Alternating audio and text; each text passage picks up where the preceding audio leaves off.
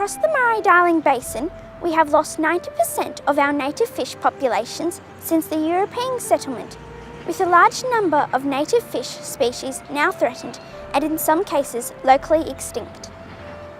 A range of impacts have affected native fish, including overfishing, alien fish, and the degradation of important habitat.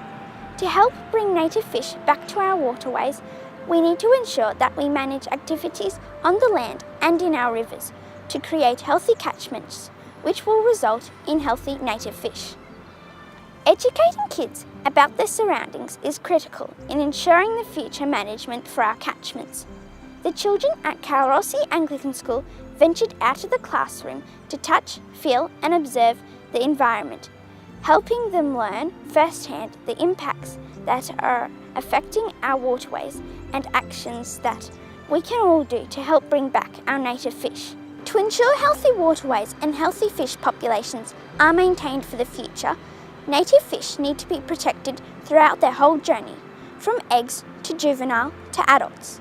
The yabbies collect their eggs under their tail and carry their eggs with them, whereas the native fish actually release them into the water column and they float around, like drift around in the currents, okay?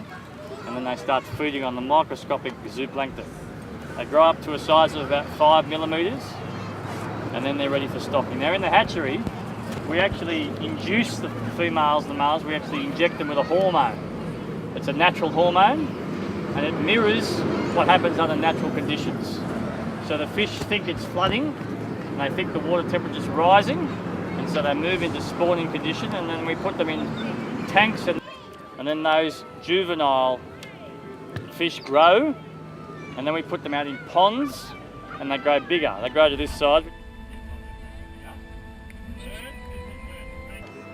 And then we put them in on a truck and send them up here for stocking. This also means looking after the whole river system, including small water bugs or microinvertebrates that provide a vital link in the food chain for developing native fish. The condition of water bugs in our rivers also indicates how good our water quality is, with the presence of some sensitive species indicating a healthier waterway. We had lots of fun finding water bugs using magnifying glasses. To help improve the quality of our waters and the health of our rivers, it is important to look after the quality and our riverbanks and its vegetation. The trees, shrubs and grasses that grow along the banks play a vital role in preventing erosion and supplying shade, food and homes for our native fish. Calrossy Anglican School students enjoyed the opportunity to help re-establish habitats and avoid erosion by planting native vegetation along the banks of the Peel River. Give me one. We're gone now. All right, okay. So what we need to do now, this is a very big tree, is tickle the toes of the tree, okay? Why do you think I'm doing that? I'm just loosening up those roots a little bit, okay?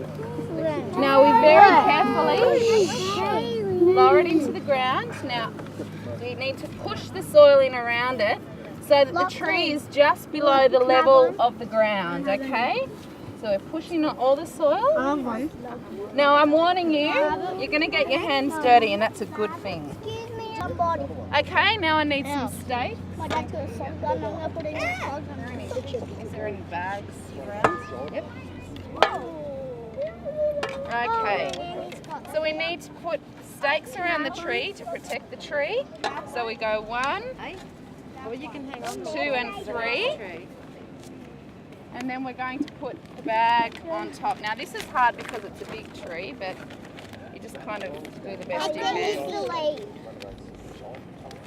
Why do you need the bag on top of the tree? Now the idea is that protects the tree so it doesn't get mown over and things like that, okay? So once the stakes are in there, sometimes you have to move them around a little bit. And all the water, when it rains, it can go.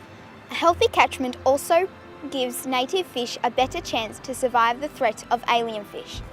Introduced fish such as carp and gambusia can have a significant impact on native fish by competing with them for food and habitat and spreading disease, causing a significant loss of numbers of some species such as freshwater catfish. Okay, now the female catfish are going to go over to their bowl, they're going to grab an egg one at a time and they're going to bring them over and lay them in the nest. The male catfish is going to try and keep any sediment off. Now the calf are going to dump as much of this as they can and keep it nice and dirty, make a big mess, knock out rocks, all sorts of things, make it really hard for the little male catfish to keep it clean. The male catfish's job is to use his strong tail and get rid of all this rubbish and keep the red fin away. So Ryan, that's your nest over there, mate. Alien fish, such as gambusia, can also be aggressive towards native fish species, fin-nipping larger fish and eating native fish eggs. So it is important to be able to identify introduced species and ensure they are removed from our waterways. Calrossy students really enjoyed learning about the different fish species. You can talk amongst yourselves, but I want you to write your answer on your sheets, and I want you to tell me which ones are the alien fish. This is the fish we're looking for. It's a gambusia. Okay? Make sure you can pick them both up, that's okay. Which one's A? Is that one A? Yep, this one's A. We'll write it on the top of the... I think. There you go. Now do we have to write all of them on here? So has everyone had a look at A? No. Reuben, have you had a look at A? No. Yes. You better have a quick look because you've got to decide which ones are the aliens. As our native fish grow in healthy waterways, it is important to protect them to ensure that they are able to breed to repopulate naturally. Bag and size limits help achieve this protection for a range of native fish species, including the popular Murray cod, golden perch and silver perch, by limiting the number of fish you can take over specific sizes. The children learnt about bag and size limits as well as rules and safe fishing practices.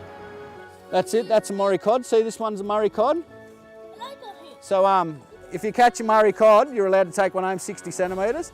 And the yellow belly, which is this fella, and you get a lot of these out at Lake Keeping. So if you catch a yellow belly, you're allowed to take them home as well, okay? And how big do they need to be? How many did we say? How many? 30 centimetres, very good, okay. To help boost our native fish stocks and improve recreational fisheries, we can also release native fish into our waterways. This was a very popular activity with the Calrossy students. They were very excited to be a part of restoring the native fish population in their local river system. All these actions that help our native fish require us to be catchment conscious and ensure that our lands, wetlands, rivers and creeks are in good condition.